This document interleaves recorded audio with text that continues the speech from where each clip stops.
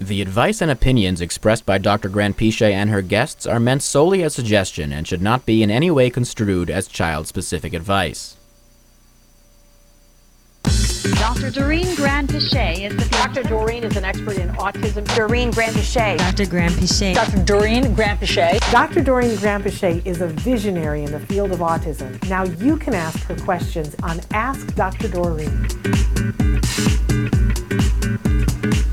Good morning and welcome to Autism Network's fabulous Ask Dr. Doreen. Good morning. And I noticed, of course, as usual, we're color coordinated again. Yes, look at that. I didn't even think about that. Vulcan Mind Melt. It's so good.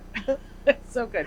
I'm Shannon Penrod, and look who I'm here with live in the studio, Dr. Doreen Granpeesheh. It is the last day of April. You must be relieved. I'm like, let's put this one in the history books. I love April. I love all the things that April brings, but it just also so much work. By the end, I'm tired. Is everybody tired? It's exhausting. I'm ready because you know what? It's autism awareness, autism action, autism appreciation every day. Yep. Every day. Yep. It's just that in the month of April, it's extra. Yeah. And there are more places to go and more things to do. And that's a lovely thing. But it's like when you're done with the holidays, you know, you go, that was great. Let's go back to just business as usual. It's true. It is exhausting. Yeah. So it's like January 3rd right now for me in my head.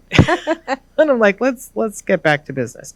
Anyway, we are here live. It is the last day of April, 2024. We're already saying hello to Rodney. Rodney, thank you so much. Rodney said liked and shared. Oh, lovely. Taking care of business, Rodney. I just realized I don't have an iPad. Oh, I do have an iPad. It's hiding here. One appeared. You said it, and that's how good. You. That's how good Chris Desmond is. Where's my iPad? It's right here. Awesome. It's waiting for me. So, and by the way, our fabulous Chris Desmond is going to show you some of the different things that ways that you can be watching the show, because we are live right now on Facebook, YouTube, and Twitter, and I mean X, I guess that's called now. Yeah, I'm old school. X. Twitter, and we have seen an uptick in people watching us on Twitter. So for those of you, X, whatever you want to call it, we're thrilled that you guys are there.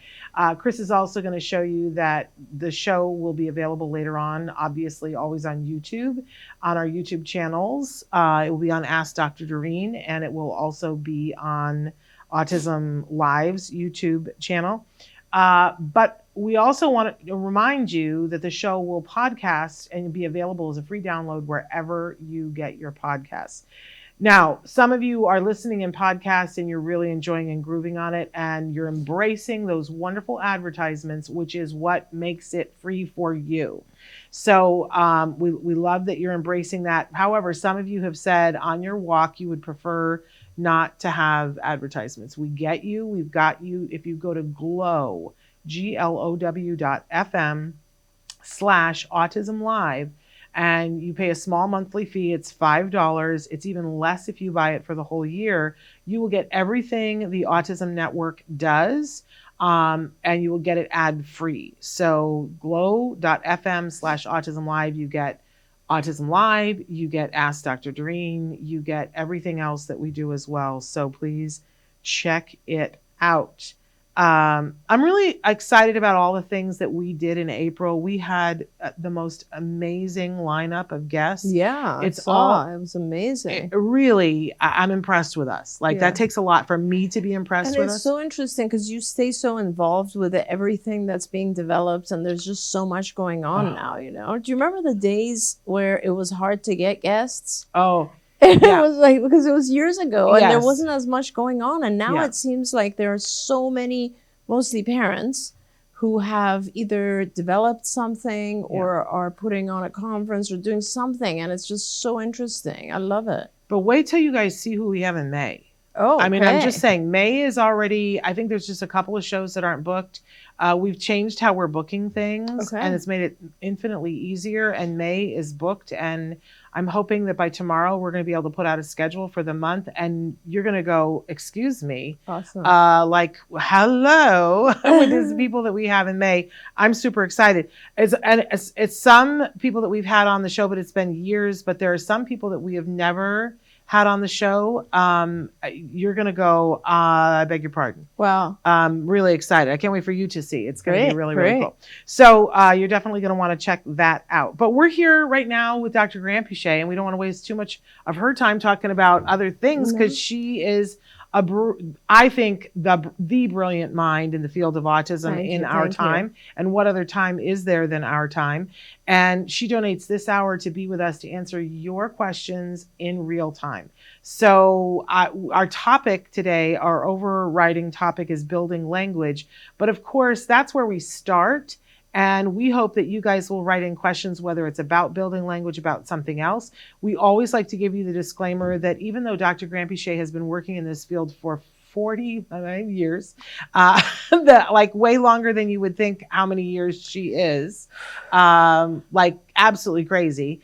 And she's been working with all kinds of people in this field, from very young babies up through senior citizens. And I love that not only do you work with and for the individual who's on the spectrum, but the community around them to help them to be able to understand and support them appropriately and help them to move through things in their life so that they can accomplish the things that are important to them. Absolutely. And be a part of what they want to be a part of. Correct. Right. So that's absolutely brilliant. So we hope that you will pick her brain. We do like to tell you that there is no expert in any field who can give individual specific advice in this format, because how could you? But having said that, you get to take a lovely tour of her beautiful mind and ask her all kinds of questions. It's really beneficial when you write in, if you give us as much information as possible, including where in the world you are. We don't need your street address, just what's the closest, biggest city near you so that we can talk about resources that may be available to you. Yep. Okay, did I leave anything out of that? I want to say hello to Helen. Helen is with us, and I'm very happy about that. Okay. I love this question, and it's something that we're talking about a lot this week. What can I be doing over the summer to grow language? That's a great question. Yeah. I just want to say this is the time of year that I get the most excited because we're about to go through a transition, and we're about to be in May, and it's going to be the end of school. It's just a fun time of year. But I often get nervous as an ex-school teacher. Yeah. I get nervous about how people are going to use the summer. Yeah, yeah, and I'm sure that a lot of parents are getting very nervous right now because they're trying to figure out how to schedule things and what are they going to do with their children. And I have a lot of suggestions, and I know you do too. Yeah, so but I can't wait to hear what you say. Well, for me, it's all about planning, right? And this is the perfect time because you do have another month or maybe even more, depending on which state you're in or which part of the world. You have a little bit of time to plan right now. And so why don't you, there's two directions, I think that actually three things that I want you to pay attention to. One is school, obviously, and some parents are going to decide that it is appropriate for their child to be in summer school. And so this is right now is the time to call an IEP, talk to your school, figure out what your school options are for the summer. Are there classes that are appropriate? If not, are there maybe teachers that are working over the summer that are providing personal tutoring? Is there a way that you can put a few things in a new IEP? Like, talk to your school. Let's get that started if you decide that's what's appropriate for your child. Now, a lot of children are not going to be going to summer school, and this is, I think, their time to increase the services that they're getting, particularly if you're doing ABA. This is your time to actually increase your hours and to start really focusing on those things that are important to your children, right? So we don't necessarily want to focus on academics during the summer, but this is such an incredible opportunity to catch a child up. Let's say you have a child who just needs a little bit better, language acquisition or social skills or whatever it might be.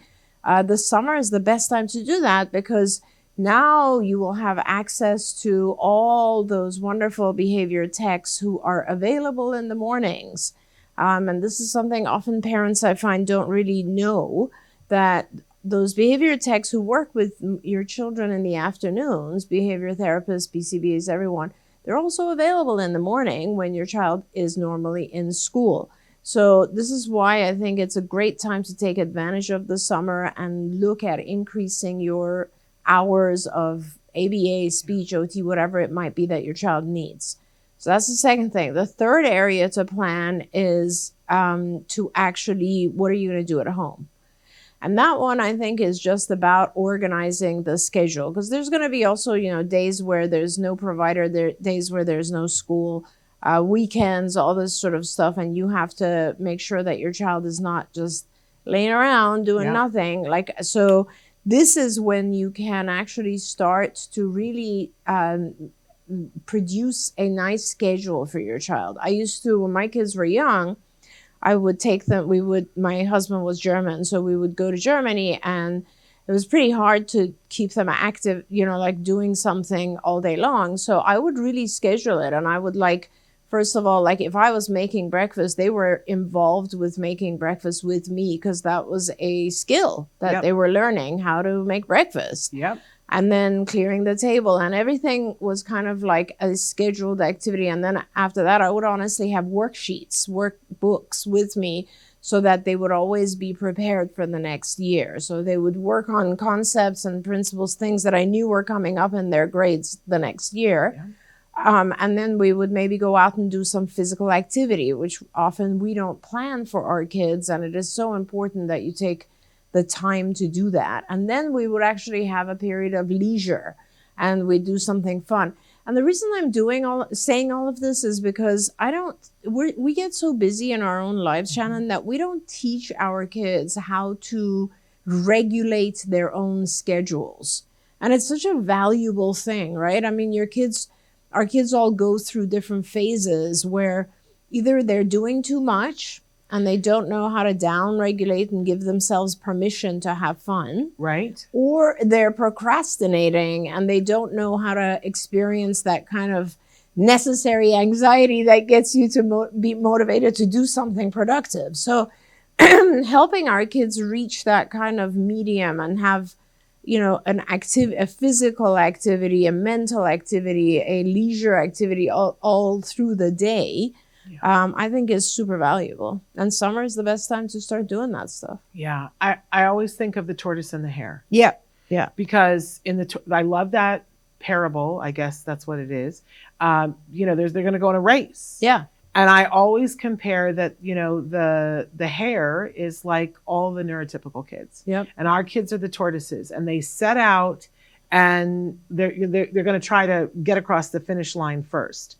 But the hare knows that it can do whatever it wants, so it stops and it does all these other things. Exactly. Where the tortoise is doing this slow and steady. Exactly. And here's what I know as a former school teacher is that, so much of the research that they've done and how they're teaching kids now is that they throw a bunch of information at them, and then they stop for the summer. And they have an expectation that kids are going to lose between 10 and 19% of what they learned during the year. Good Lord. That's how much school expects a typical kid to lose. And when you have on your IEP, it says extended school year, yes or no. If it is yes, it is because they have determined that your child is at danger for losing more than 20%. Interesting. So if your child is going to go to extended school year, what they are going to do is review everything that they just taught them for 4 to 6 weeks. Interesting. They don't teach them anything new during summer school. And parents don't tend to know this anymore. I've noticed this recently. They're like, well, they have to go to summer school. I'm like, yeah, maybe not. If what you feel is that it would be beneficial for your child to review everything they just did, then you want to do extended school year. I want for our kids to catch up while the other kids are being hares and they're losing ground. I would like for our kids to catch up as much as possible, which doesn't mean reviewing. I mean, it can mean some review, but the whole reason why they're concerned that your kids are going to regress is because there's nothing else offered. Right. But if you had your kid in a program where they were learning more, then maybe they wouldn't regress and you could gain 20% more. So the other kids have lost 19%. Right. And don't forget that when they come back in the school year, the whole first month, do you know what they do at every public school in the United States for the first month?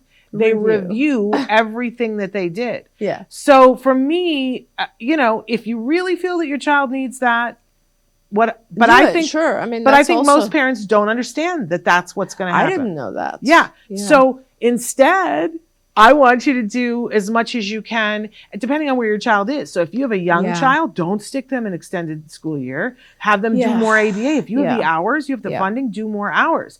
If your kid is a little bit older and you don't have the funding to do that, do all the ABA hours you can, but put your child in a camp for something in the hours that you're not doing ABA that your child would really love to do. Yes. Some, like maybe a coding camp in the afternoon. Right. Or go places and do things, but build in the concepts of whatever it is. So this person asked about how can I build language? Unfortunately, we don't know what your child's level is. Right. But I always go back to skills. Skills is amazing. Right. You can look at skills and see where your child is and see what like the next 10 concepts are. And then I say, take that out into the world. Yeah. So you go to the pool. Then at the pool, you're going to work, let's say you're working on colors. Generalize, right. All the skills they learned, practice them in real life. You can be teaching colors at the pool. Right. You can teach colors at the museum, or you can work on other language concepts at a museum or at Disneyland. And thank you for restating the question, because I really just talked about options during the summer, and I do want to spend a little bit of time talking about just language acquisition, because I don't think, just like you said, like that was actually very interesting. I didn't know what goes on during extended school year that they're reviewing, but I think that it's important for parents to realize that language acquisition is a series of different small blocks that are kind of on top of each other. And when we're learning language in the usual way, we learn in larger chunks, but then those chunks it's over such a long period of time that those chunks are kind of used and classified as we learn them. So it's kind of like we learn to request things, and then those things are used for a while by the baby, before we start labeling things, that kind of stuff. There's time, right? And so they, I don't know what the word is, they become very kind of ingrained in the mind, and it becomes very automatic to use them because we just have time and practice. Yeah. But with our kids, we don't have time. So there's a huge amount of learning that takes place all at the same time. And so we have to figure out how to do that. And I mean, I've said this to you before, it's unfortunate because in the old days, like 30, 40 years ago, we used to have a lot of time with each child that we would get. Like we'd get the child at age 2, and the parents would allow us to really teach the child everything they needed to learn over the course of 2, 3, 4 years. And that would really allow us adequate time to get everything in. And there's just so much, especially in the area of language. But now we don't get all that much time because, first of all, kids are coming a little bit later to get services. And secondly, the insurance companies are not funding that amount of hours. Thirdly, I don't think parents value these little skills as much anymore, maybe because there's other stuff. But when I look at, like when I ask parents for priorities when they first come to CARD, a lot of the priorities have to do with things that are associated with autism. For instance, my child will have a tantrum in the restaurant. How do I prevent that? And I can totally understand that because those are things that make life very, very difficult, right? So it's kind of like, how do I manage my child?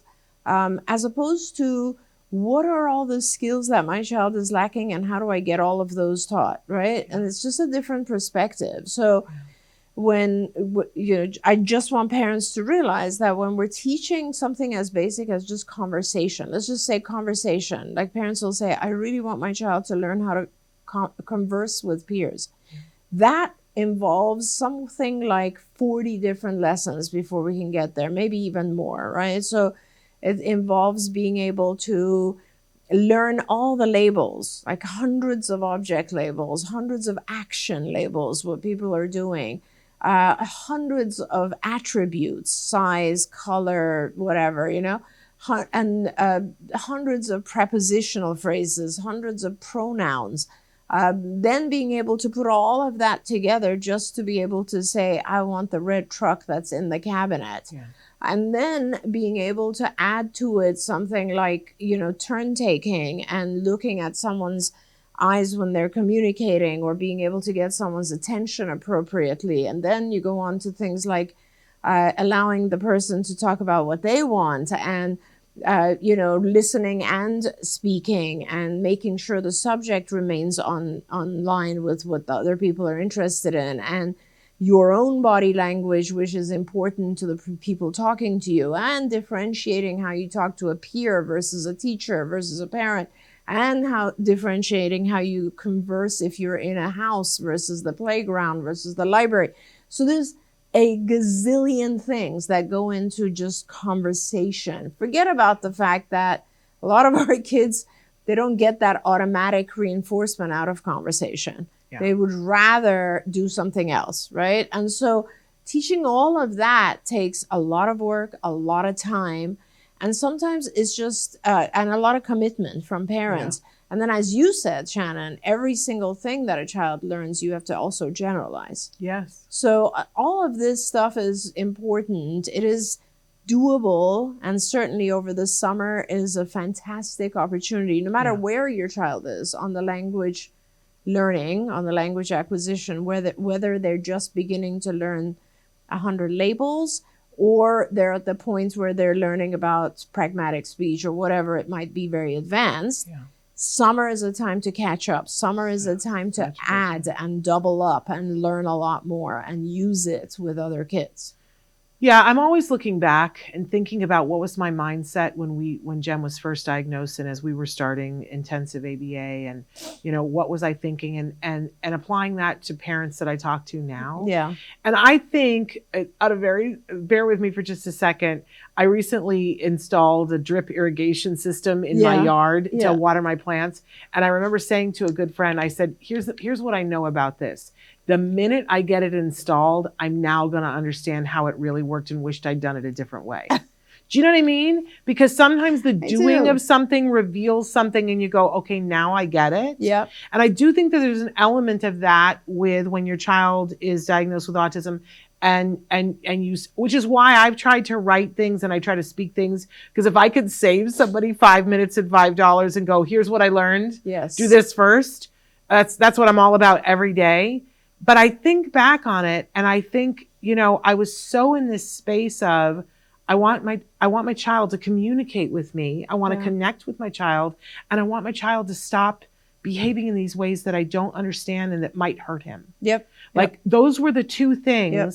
I did not understand that one was causing the other. Not being able to communicate with me was causing the other, and that the answer was the same. Yes. That we were going to give him lots and lots of time to learn how to communicate. Yeah. And I didn't understand how much time was needed. Absolutely. My fear was that he couldn't learn. Yes. And it wasn't until you guys got me over that fear and I went, oh, he can learn. Yep. Then I had buy-in, and I was like, let's give him as much time to learn as many things. Right. But what I say to parents all the time is, it isn't that foreign of a concept to us.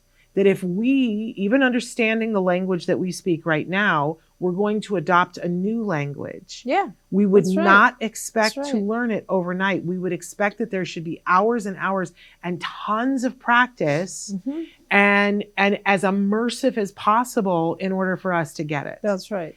And I think that's the thing that I talk to parents about all the time now is, your child needs to learn communication. Any communication takes hours upon hours. That's right. And I see that clicking because I didn't understand that.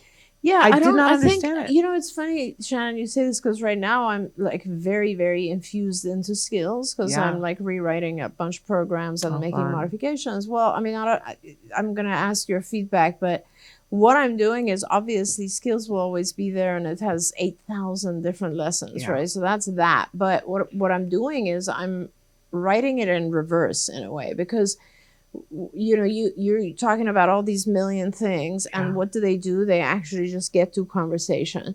So the way that I'm rewriting or putting on kind of this front of skills is if a parent comes and says I want my child to learn conversation, then they're going into that package, and that then all of these lessons will automatically be in their child's path.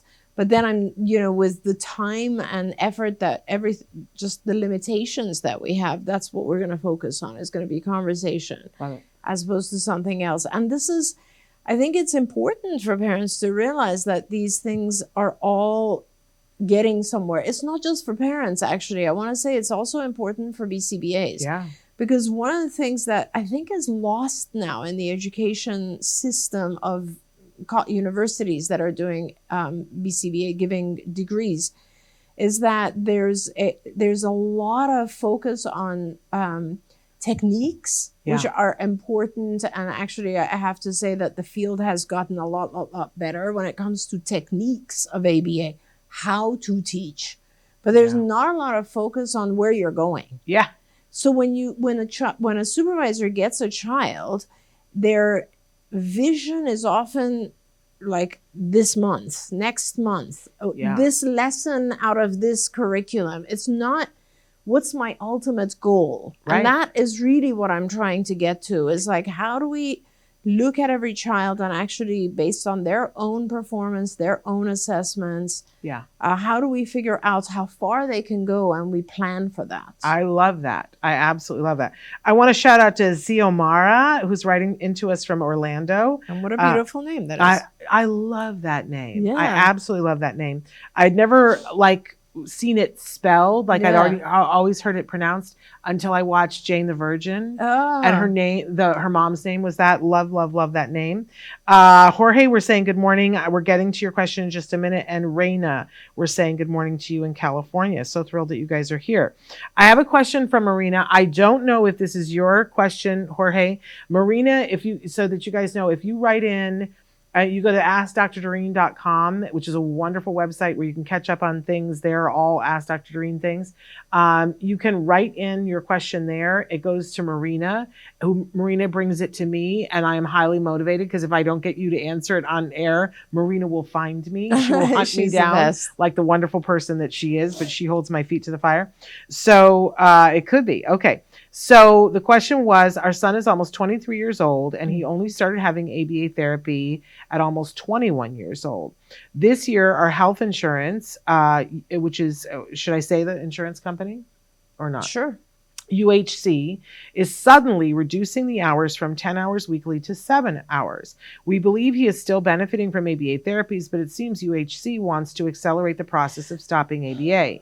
We think we need to appeal their decision. We need help to prepare for the appeal.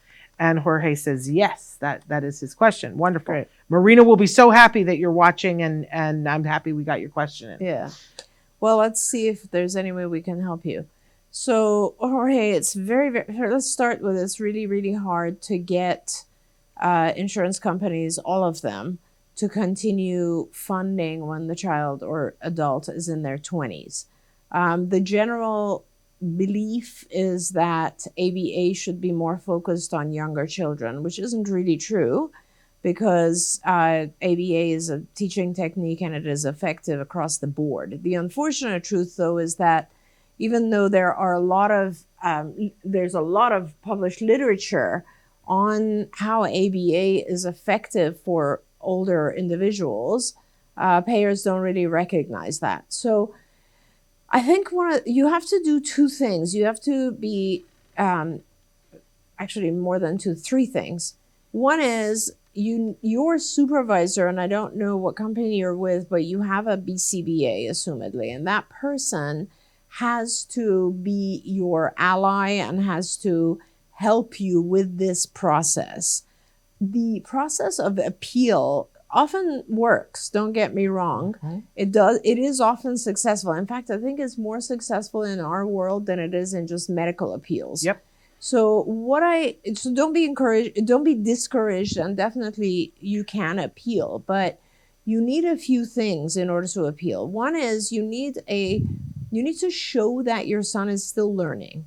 So you need to show that your son has benefited from the ABA that he has received. And the way you do that is whoever is providing it should be able to either write a report or just show data that says, hey, he used to do these things, now he's learned these things over the past year, whatever it is, 6 months. Usually, by the way, funding periods are 6 months periods. So it's kind of like, what has he done over the last 6 months? What did he do the previous?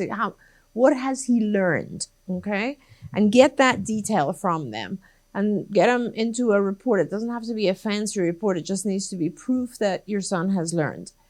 Second thing is you have to have a very focused goal.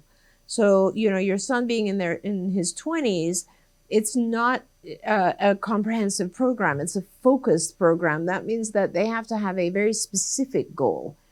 For example, he is learning, safety skills. That's just an example.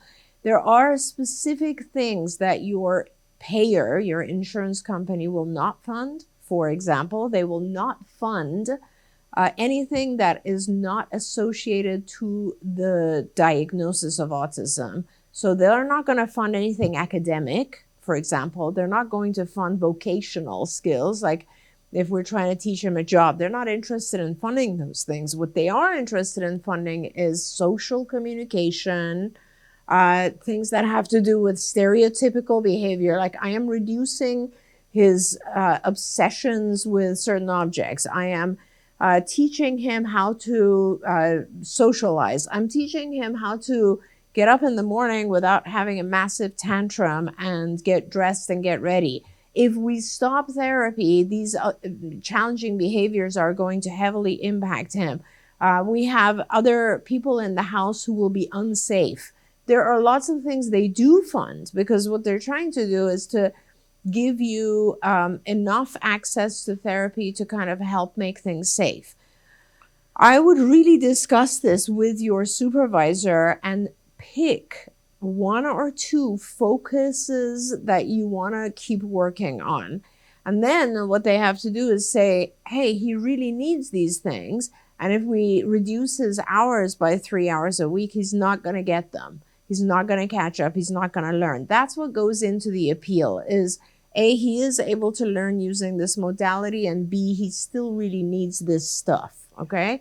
And we will continue to teach him. So that's sort of how an appeal goes. I don't know if we have literature. We used to do tons of appeals for parents. Yes. And we might be able to find something. I'll have to ask Julie if we have documented. Like we had a packet that we would give parents. Yeah. Don't know if it's updated now. I can tell you a couple of things from it, though.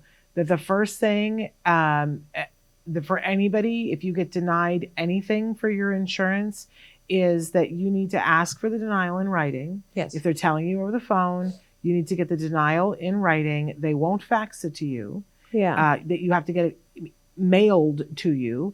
And when you get it, when you flip over the paper, there's a thing that says how to appeal. Yeah.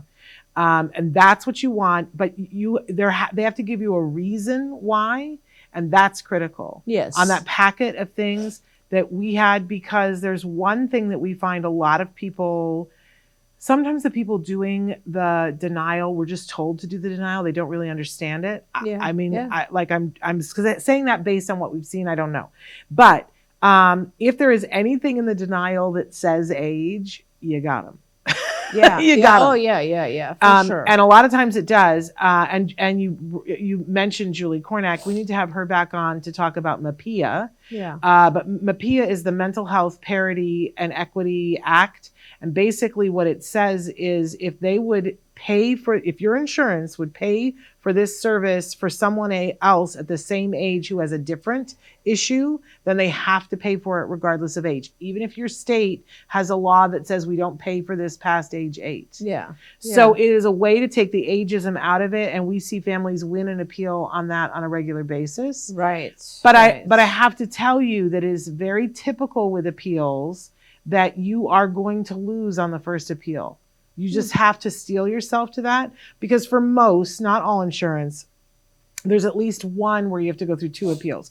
But for most insurance, the first appeal, you put the appeal in, and the people who review it are the exact same people who reviewed it the first time and denied it. Yeah. And so they will deny it again. You then appeal it the second time, and now independent people have to appeal it. And if you've done the things that Dr. Granpeesheh said to you, we see that families win, I would say a good 98% of the time they win on second appeal. Yeah, they do. But you have to have someone on your side. Like, this is very important. You have to have a professional on your side, because sometimes you got to know this. Like, I don't know if parents know this, that the provider that you're with, the person who is going to write that report that says this individual still needs it, if enough people in that company do it, UHC can turn around and say, we just don't want you guys in network anymore. Yeah. So so providers are also kind of they're walking a thin line, in the sense that they really want to ethically recommend what's appropriate for your child, but the insurance company is threatening them. And that happens quite a bit. That, I'm not saying UHC did that, but it does happen. And so you might want to get an independent person to help. And that independent person could be a licensed psychologist who's going to do a full evaluation of your child. That'll cost a couple of $1,000s, but it'll give you this, the benefit of knowing you have this report that says your son continues to benefit from ABA, and that'll probably last you, honestly, a couple of years. So it's sometimes worth it. You need to have some professional, whether it's your current provider or someone else, say your son has benefited and that he continues to need it. Those 2 things are very important. And since we're talking about this, there's a phrase that I use with parents all the time now, and this isn't for Jorge, this is for everybody else listening. Yeah. The phrase I use is use it or lose it. Yeah. Because if I've been given funding for a certain number of hours for your child, you want to be using it.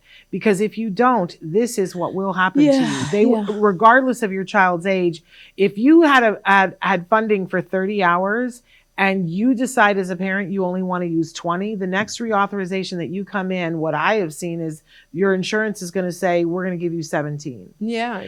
Whereas if you had used the 30, maybe they would say, we're going to say 28. Yeah. So use it or lose it, or this will happen. And I will tell you, when you suddenly realize, oh my gosh, we just lost a bunch of our ABA, and it clicks in with you and you go to appeal, if you have a record of not using the hours, good luck. Yeah, this is true. It's going to be very hard for you. All that stuff, that's true. I want to say Lucy has written in and said, if you're in California, you can send the appeal to the regional center and request that they pay for services, as they are the payer of last resort. You can also file a state complaint with the State Department of Managed Care. You can do all of those things. Unfortunately, he's not in California. I will say, though, that because there's so much of this happening, every regional center that I've been talking to lately is beleaguered again.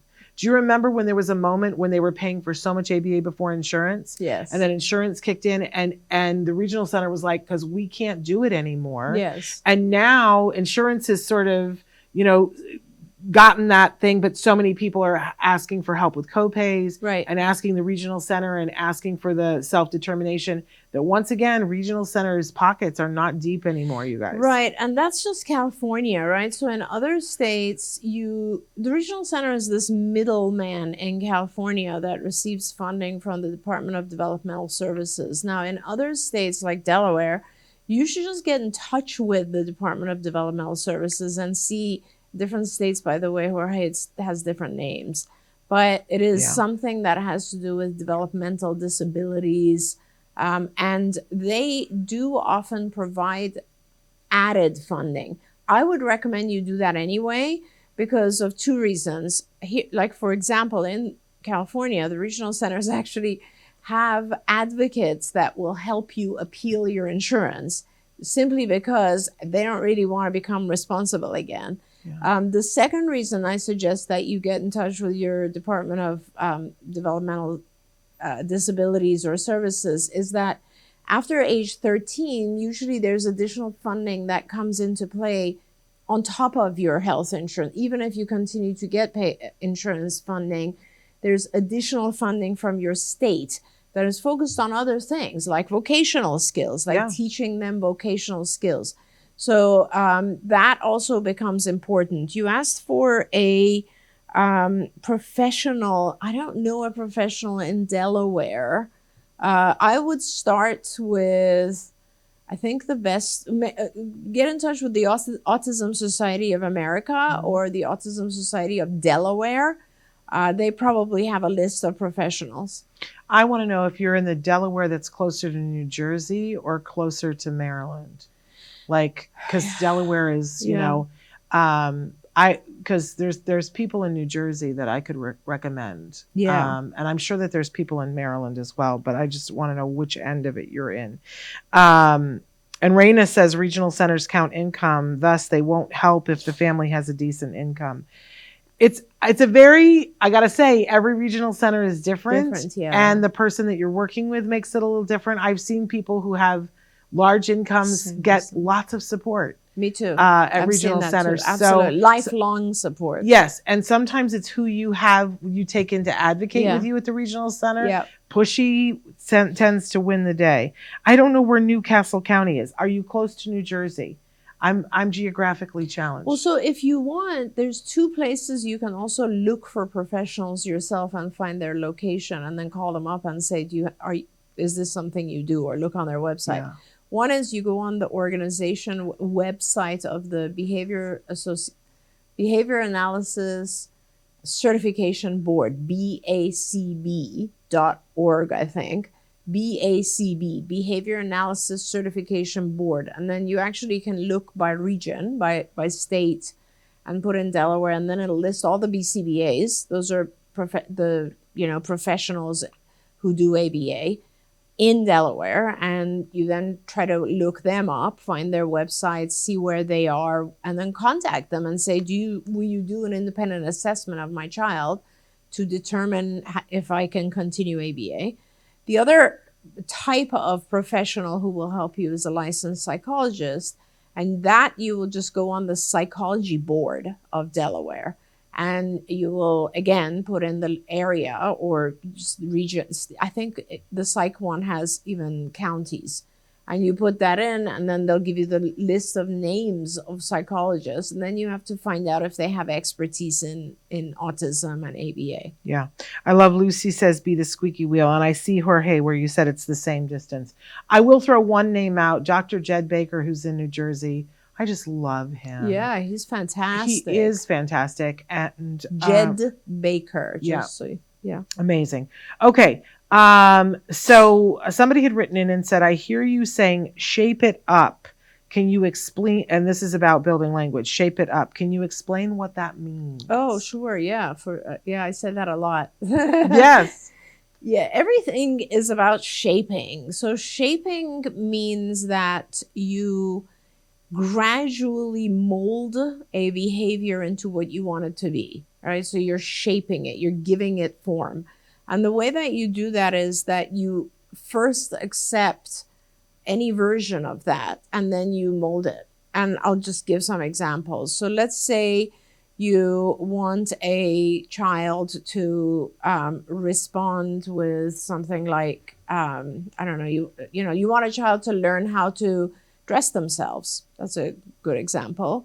So the child starts with, let's say, putting their shirt on backwards. You reinforce that, but you correct it, right? So you gradually alter the behavior.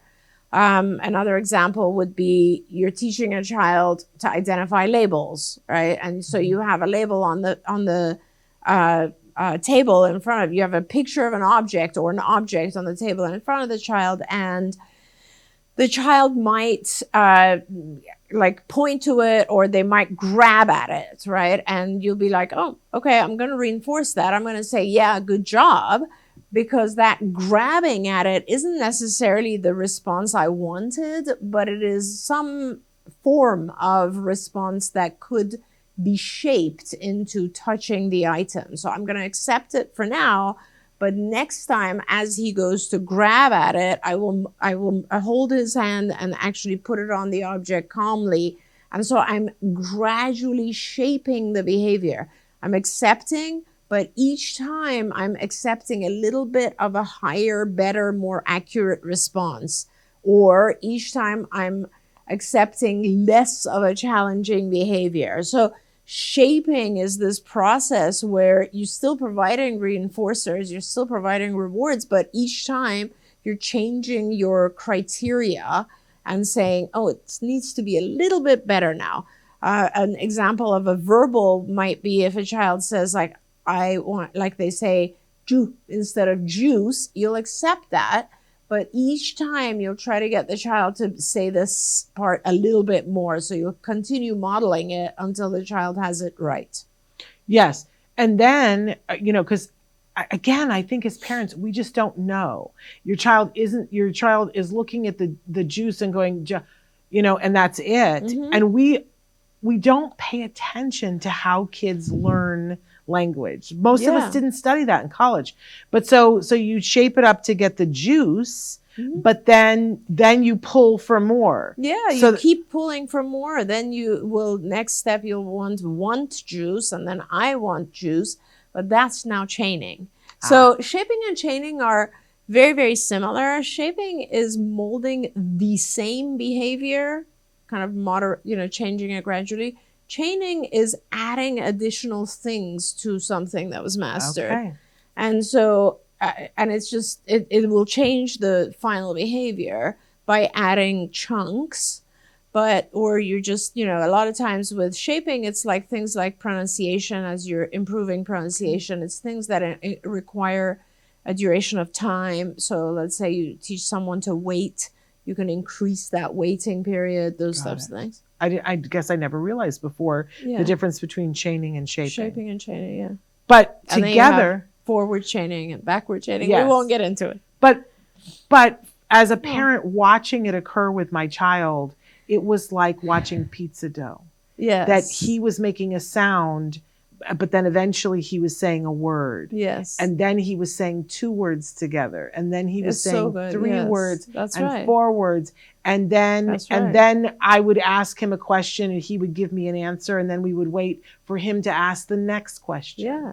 And then we would go back and forth 3 times. And sometimes the pizza gets bigger. And sometimes he would say things that were not pronounced properly. Yes. But then you would correct them over time. Yes. Yeah. He still pronounces things very, like I've noticed that I'll say, what word are you saying?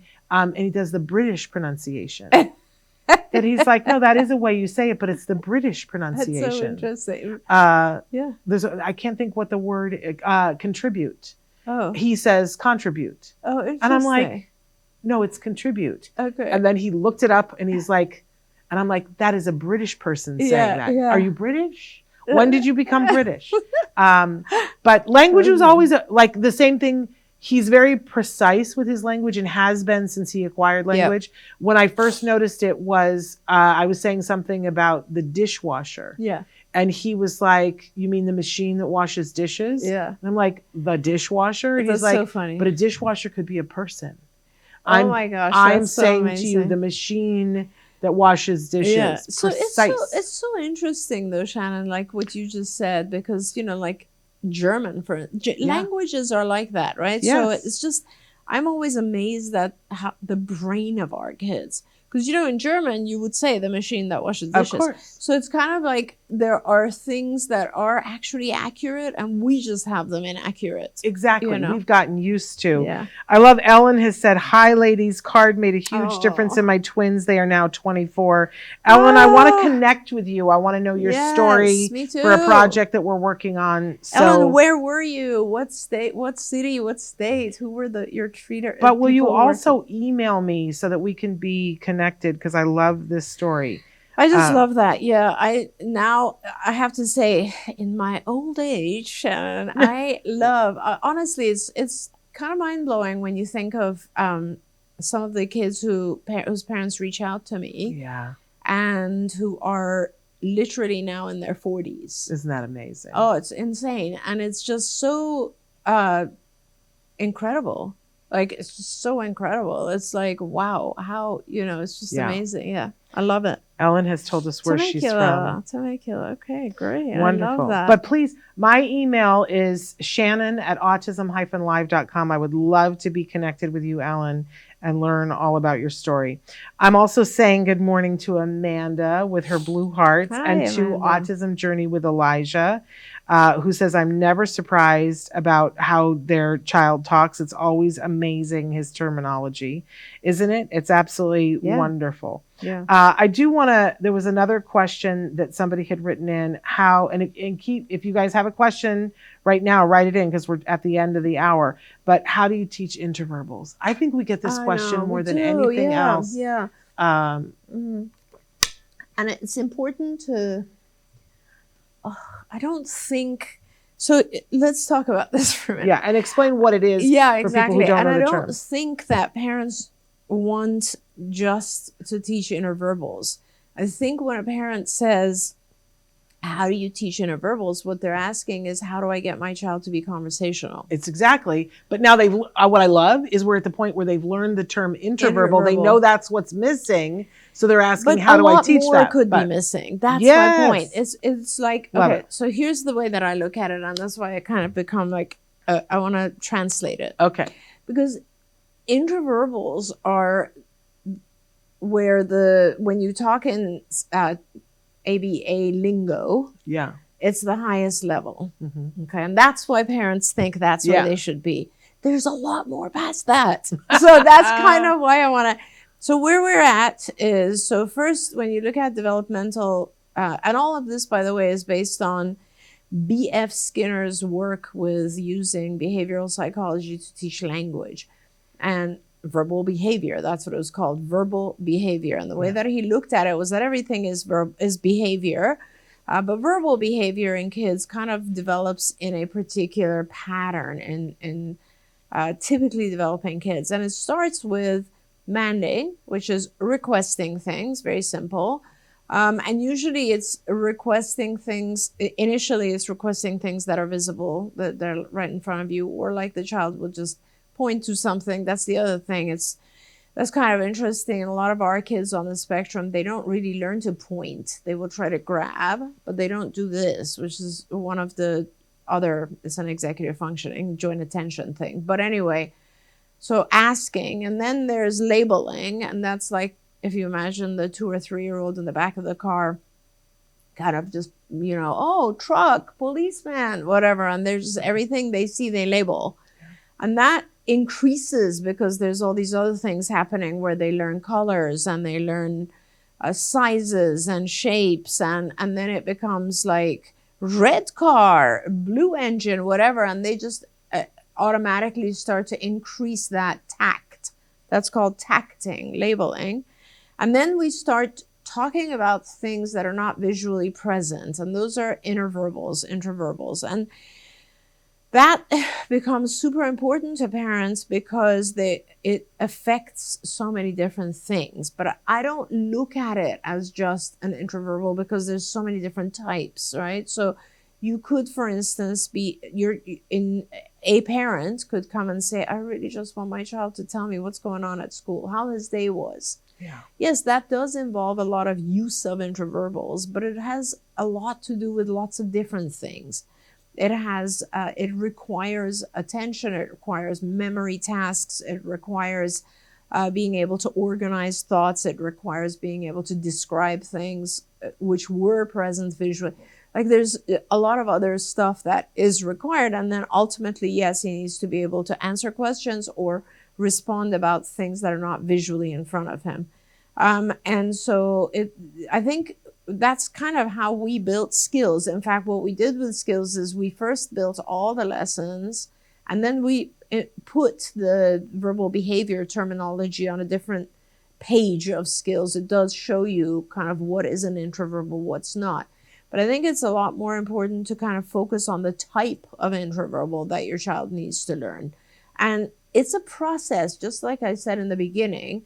I could teach a child one intraverbal type response, the sky is blue, whatever, but I wouldn't be able to teach the child the formula behind how to use intraverbals unless I've already taught him a lot of tacts, a lot of mans, and a whole bunch of other things that have to do with what to attend to, how to remember things, how to build sentence, all that. So there's the stuff that we talked at the beginning of this show. There's a lot more that has to happen before your child starts to actually communicate using intraverbals. When I was younger and my hair was dark, like 14 years ago, when we first started doing this show, there were times when I would just do a demo of one section of skills, and I would go through like all of the lessons that were there. And one of the things that I think was, and they probably exist on YouTube, these videos, but it was a learning thing for me because it was like going back in time and seeing all the things that you guys taught, Jem. But I remember very particularly because there's a whole set of lessons that are just general knowledge. Yeah. Because if you don't know things to have a conversation about, what are you going to have a conversation about? Right. And I remember when they were sitting on the floor and teaching my son words about Beyblades. Yeah. Because they wanted him to talk with the kids in the class. Right. And they said to me, go and ask the teacher, what is everybody talking about? And that year they were talking about Beyblades. They were these little balls that you threw them into the, and they would pop out and fight each other. Yeah.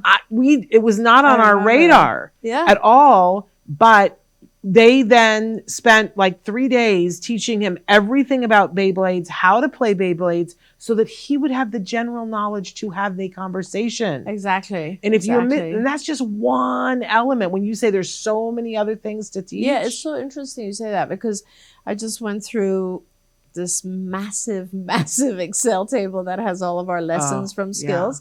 And I added a column. This was because I'm developing these programs. I added a column and I started reorganizing, everything in language.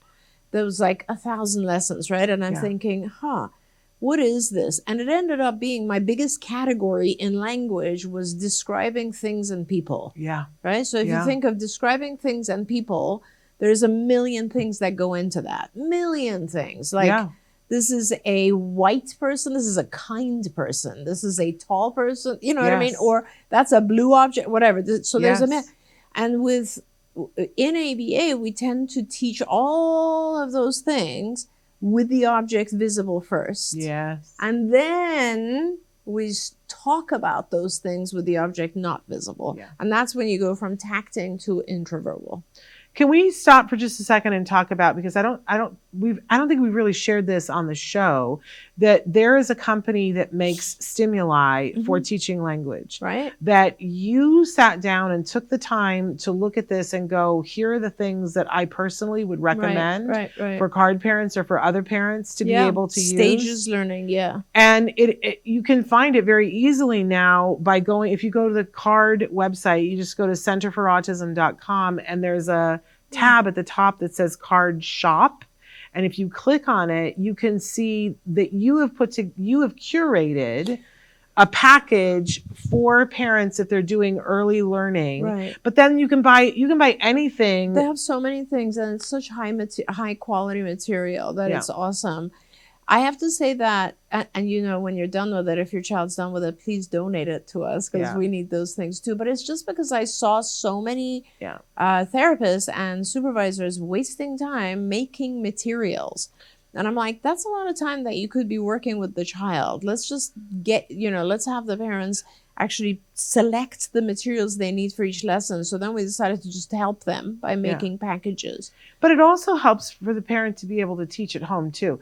So I don't know if everybody realizes, but when you are trying to teach a child something, I remember, for instance, when we were trying to teach animals. Yes. We had a Fisher-Price Noah's Ark, which I wish they still made them, but there were 2 of each kind of animal. So and it was nice. perfect, right? But then I had to take pictures of each animal and go to Walmart and get them 1 hour laminated and all the stuff, because they would say, put with same, and they would match the things. But then we would move to the 3D, and we'd move back and forth between the 2D and the 3D.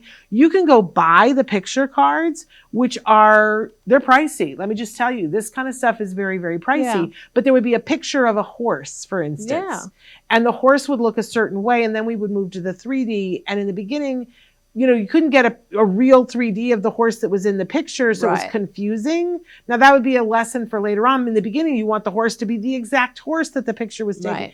And unless you want to spend, because you don't need 5 of these, you need 500 of these. Yeah, you need a lot of them, right? In order for your child to gain language. And what I love about Stages Learning is they took a picture of the thing, and they give you the picture of the thing, and they give you the thing. It's so nice. Yeah, it's a blue horse. It's a blue horse.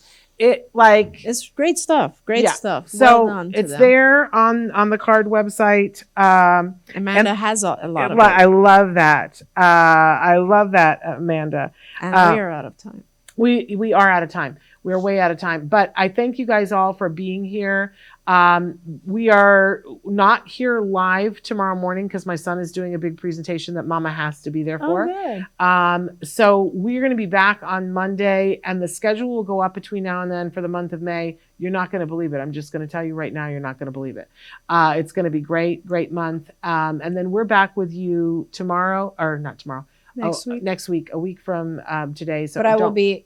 You're virtual, yes. but we'll have you live nonetheless, yes, but virtual. Yes. All right, you guys, thank you so much. It's been an amazing April. Please take a minute and go back and look at any of the shows that you missed in April, because it was a great month. And thank you always. I see that we had a last minute question. We'll try to get to that next week right at the start. Thank you so much. Give your kiddos a hug from me. Bye for now. Bye, everyone. Thank you. Don't forget, you can watch Ask Dr. Doreen live every Tuesday morning at 10 a.m. Pacific time.